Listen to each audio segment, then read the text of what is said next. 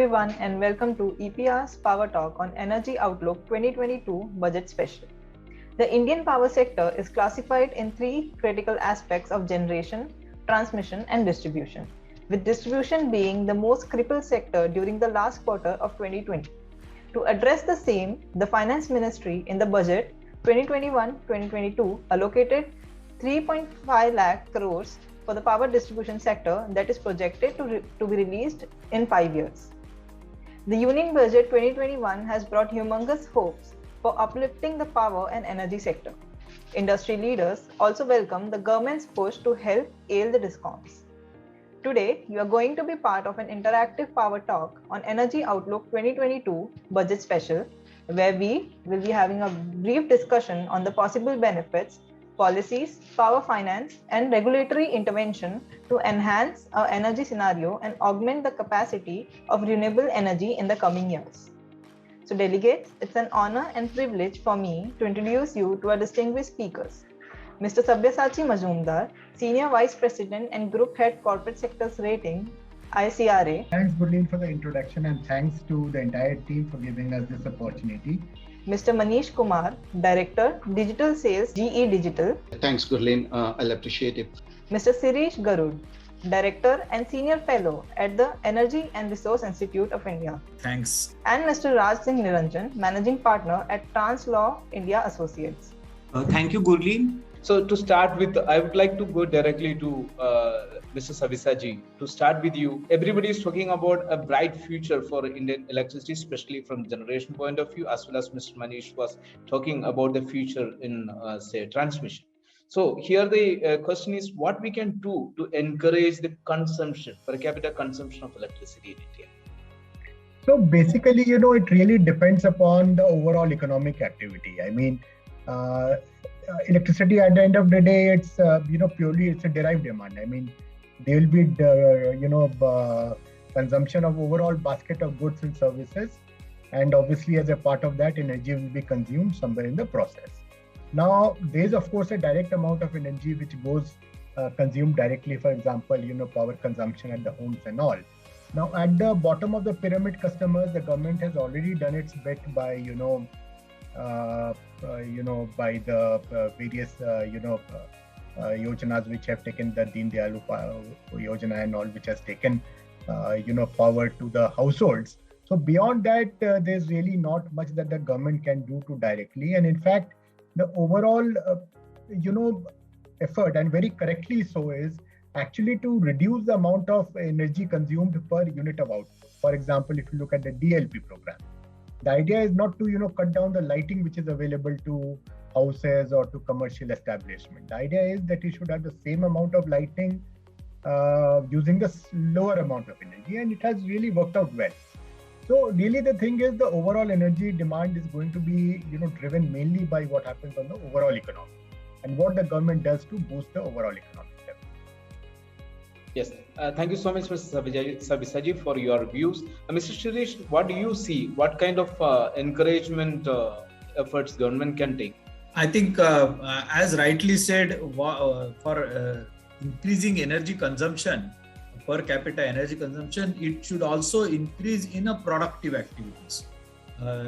So we have initiated a couple of projects in rural areas where we are converting the handlooms into solar electrical driven handlooms, machine looms. So instead of handlooms, they are using electricity, which is again produced using solar PV, a decentralized one, and thereby they are increasing the production and the quality of the material, and B, they are also using it more comfortably for the operators.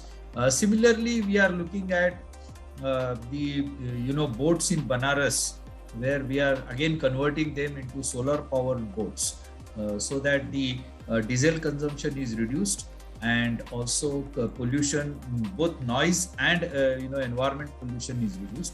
So we are also studying small scale industry, which is one of the biggest employer after probably the agriculture sector. where again green energy or solar energy can be directly produced at the let's say we have all these clusters of a similar kind of activities, like clusters of handloom, clusters of ceramics, and brass making, glass making. So at a cluster level, one can have solar or renewable energy integration. Thereby you have scale of operation, and you also convert electricity and then use it efficiently.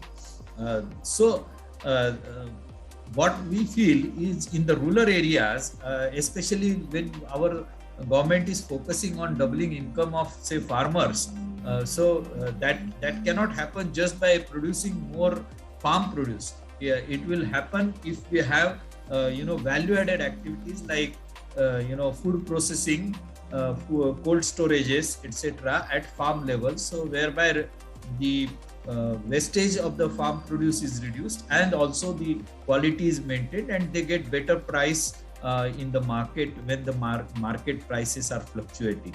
And all these activities again need electricity, and one can look at say renewable electricity for these kind of applications. So we are also working on cold storage applications for solar PV. So like that, there are number of avenues in the rural areas where all small scale industries or micro industries or mini industries can be powered through electricity.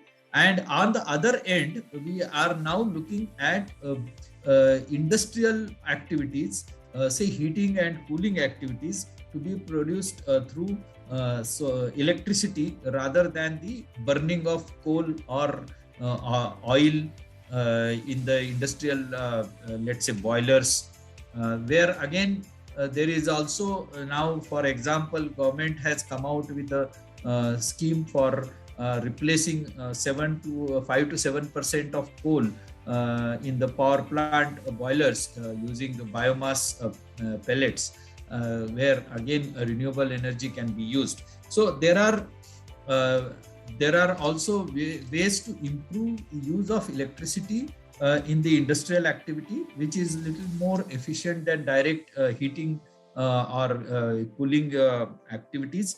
And there again, one can look for increasing the electricity consumption per capita. So the whole idea is to have productive activities where per capita consumption can be increased.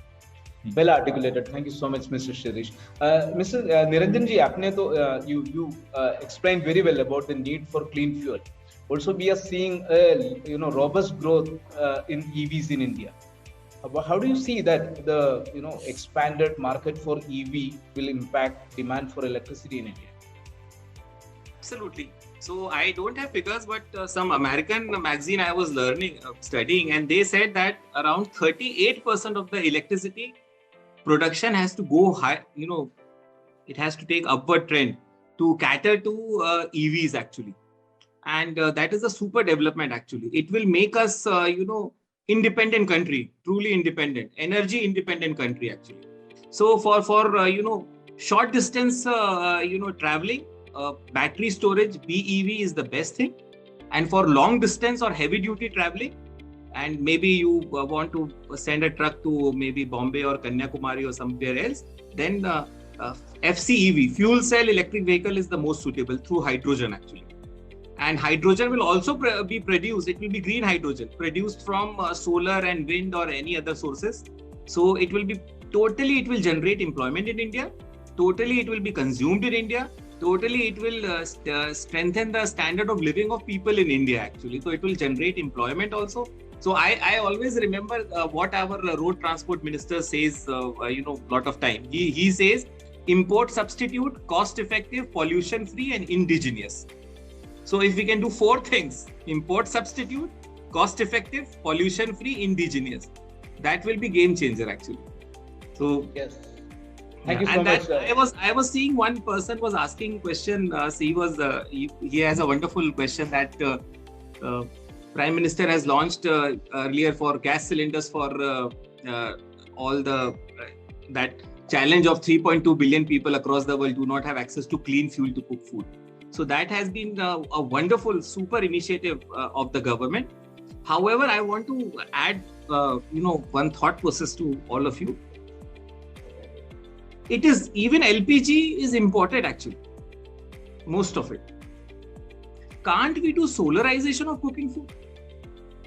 We all are young generation. Do some modeling, take out some products and make them popular. It should be independent food. Cooking food घर का मामला है हमारा. Cylinder की क्या जरूरत है? कुछ ऐसा करो कि ऊपर हम एक सोलर पैनल लगाएं और खाना बना लें. So if solarization of cooking food, if our young entrepreneurs can develop technology and bring out technologies where whenever I have a new house, I go to a market, bring in a box, अपना solar panel लगाया मैंने और खाना बनाना शुरू कर दिया. अगर आप लोग ये टेक्नोलॉजी बना सकते हैं, that will be it will make you rich, but it will make the nation also rich actually.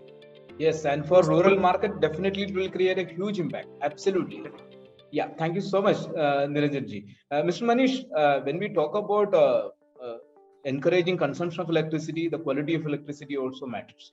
And you very well explained about the future is going to be digitalized grids and smart metering.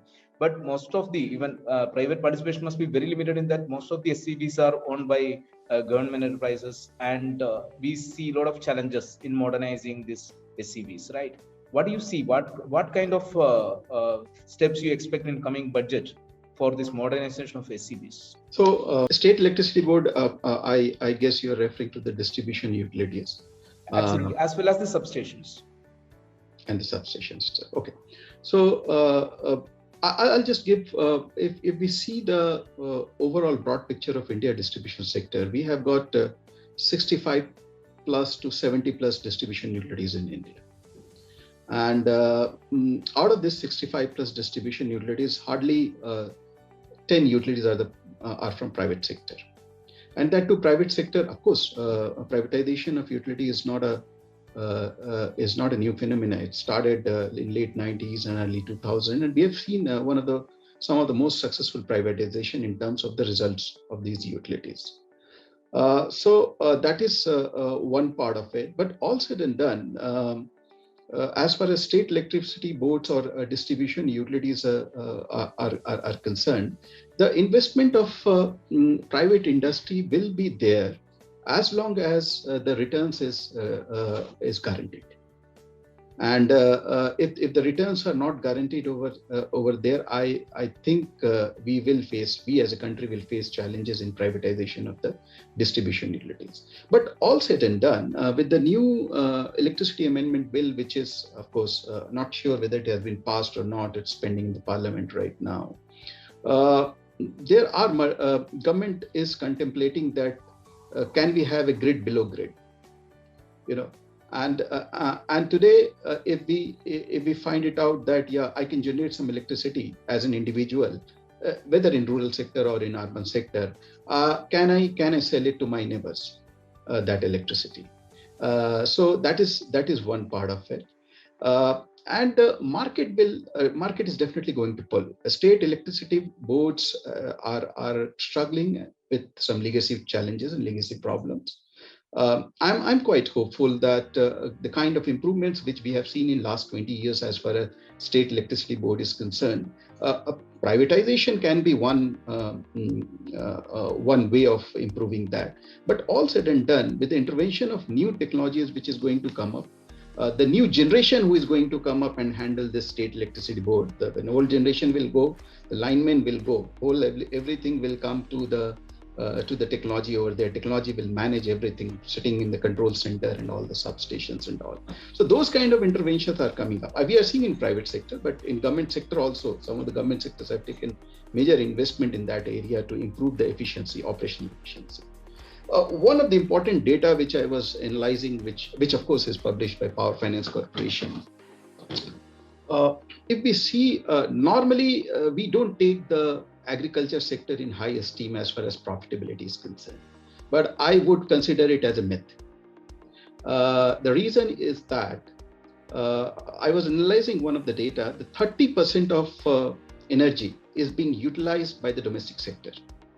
But the revenue realization of that 30% electricity is just 23%.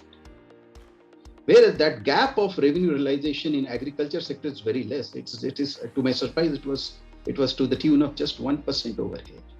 So when we talk about the domestic sector and major consumption of the domestic sector is still in the urban areas. It's not in the rural areas. Rural areas are mainly for the agricultural purposes and all. So in the domestic sector, if government is targeting 500 cities in the RDSS scheme, of course, time will tell that how much successful these interventions are there. But at least as an industry, I'm quite hopeful that that is the need of the hour. I'm sure the state electricity board are going to improve, and the accountability needs to be improved over there. I don't think that any government or any consumer will accept AT&C losses of 60% of any of the state utility boards, and this is a reality. One of the utilities who were sitting at 54 or 55% of AT&C losses post privatization, today they are at below 10% of AT&C losses over there. So that is one method of evaluating the performance of state electricity board, but there will be multiple. And once the generation from the renewable comes, it gets integrated into the distribution utilities. We can see a multiple path to improve the efficiency of the state electricity boards. So I'm quite hopeful about this. Thank you so much, Mr. Manish. Can I add to what Manish ji said? Yes, absolutely. Important point. Absolutely. Manish ji, I will tell you something very interesting about privatization. 1910, when Electricity Act was made, it was only for private enterprises. So we had licenses, distribution licenses for private companies till 60s and 70s. Most of the India, 99% of the India was run by private enterprises. The electricity DISCOMs were private DISCOMs. Then once we had 1948 Electricity Supply Act, which created state combined PSUs, DISCOMs and generation, transmission, distribution, trading and supply was merged into one aspect. Then privatization started happening. So state governments made their state acts, which was called, for example, Andhra Pradesh Electricity Supply Undertaking Acquisition Act. So they acquired the private enterprises and then made state electricity boards. Bihar Electricity Supply Undertaking Acquisition Act 1979. So they acquired all the private sector and made state electricity board. Then similarly, Gujarat Electricity Supply Undertaking Acquisition Act. So it is not like this that they have always been with the state government till 1960s, 70s, 80s. In fact, they have all been private companies and running well. After that, state governments made state acts and nationalized them during 70s, 80s when the sequence of nationalization was going on. So better example will be that let us follow the Air India path. So it was privatized at some stage, and now again it is being. Yeah. And second misnomer, which I want to just discuss, is that, in my opinion, as a legal advisor or we call it legal expert or whatever, central government cannot privatize state electricity boards. They do not have powers. It is state public sector undertaking. Only and only state governments can do it. So what we have to do it, if we want to do some public relations exercise, individual states, we have to push that it is good for you. Just like Odisha has done it or Delhi has done it, it has to be it is only state will. Central government has that will actually. We do not need to push it actually. So I hope, this is, in more context actually. So thank you for listening. Back to you, Prasad.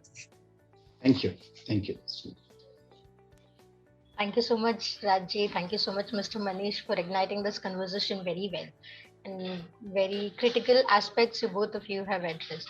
Mr. Shirish, would you like to add something to it? Because when we talk about distributed energy or renewable energy, so what would you like to add to what Mr. Manish has mentioned? See, privatization is one of the solutions one can see for distribution sector. And as mentioned very rightly by Mr. Raj Singh, this is purely a state matter. where the ownership is with the states, and state governments, particularly the politicians, have to come out and accept the reality, the challenges of converting it into private entities. And then we have regulators which can regulate the business of the sector as such. The challenge for me is also when one is looking at a distributed generation, or behind the meter solar, rooftop solar, or these kind of systems which can generate electricity, and so consumer is no more a consumer, it is a prosumer. It's producing electricity and it is also consuming electricity, and that needs better regulations, because what we have seen in the past, rooftop systems were initially promoted by the some of the DISCOMs, but later on they realized, or they thought, that their profitability will go down, because the consumers who are adopting solar are basically industries which are paying because there is a interest, the consumer subsidy is balanced by higher tariff to the industries. So DISCOMs are now quite reluctant to go, promote this rooftop solar. So these kind of issues will need to be tackled, so that there is a uniform and a level playing field for everybody, whether it is DISCOMs or whether it is the small producers of electricity. The added to that is, of course, as you mentioned very clearly in the earlier thing, is the EV market which is coming up. Now there is a separate tariff for EV. Some of the states have given a separate tariff for EV, but there is also issue of electric vehicle charged at office premises, or parking lots, or in the residential premises. So these are some of the issues, because EVs will likely to take a lot more electricity than they are right now, and their percentage is definitely going to go up in future. And so one has to have proper policies, and these has to be uniform, because when somebody is trying to do business, especially for entities coming from outside, they are getting confused with the state-to-state policy, state-to-state policies and regulations. And every state has different type of regulation, different type of policies, and that creates kind of a barrier for especially foreign investors to come in. Absolutely, sir. You very well quoted it, that in interventions and policies are to be there, should be there. Mr. Manish, my question to you, I would like to come to you, is that you spoke about renewable energy integration. So renewable integration to the grid is one of the biggest challenge in front of capacity addition. So going forward, how to address this issue to have seamless injection of green and clean energy to our transmission systems? So your question is very specific to transmission system, and I'll answer a very specific. In fact, we have got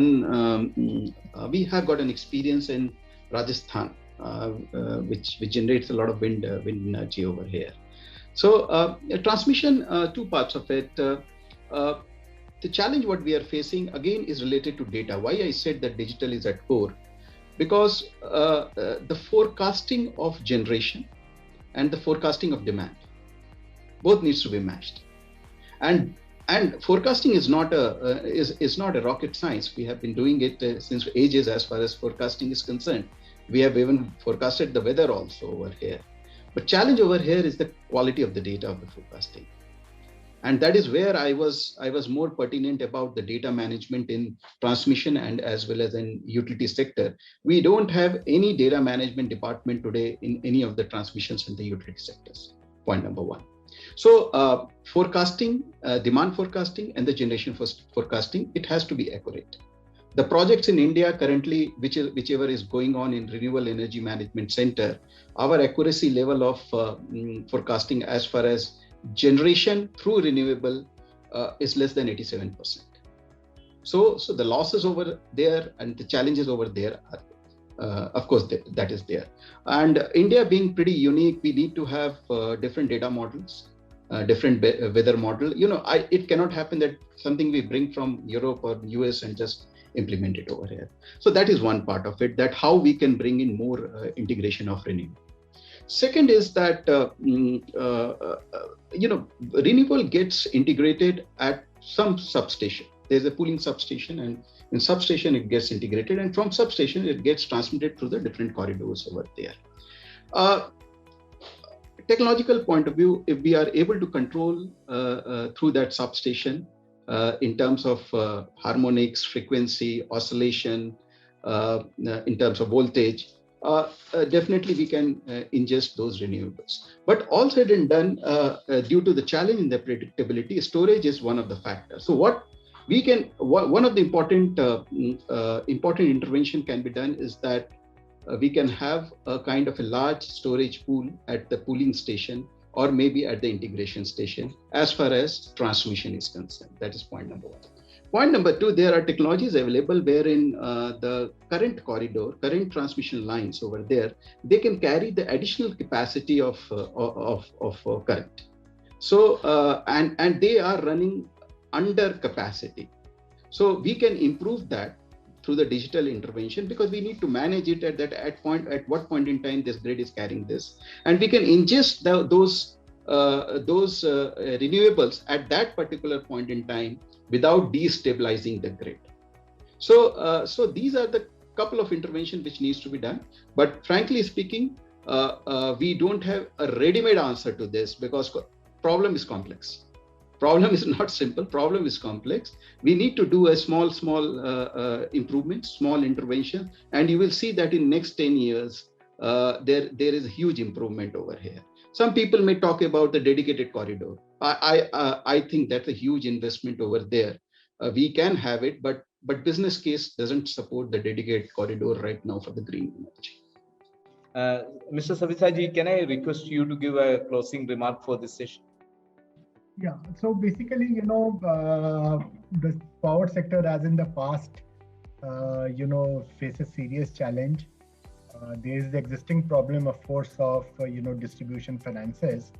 We have coal-based plants which are struggling for PLF, and while renewable is a way forward, it has its own challenge in terms of introduction and in terms of the variability that it produces.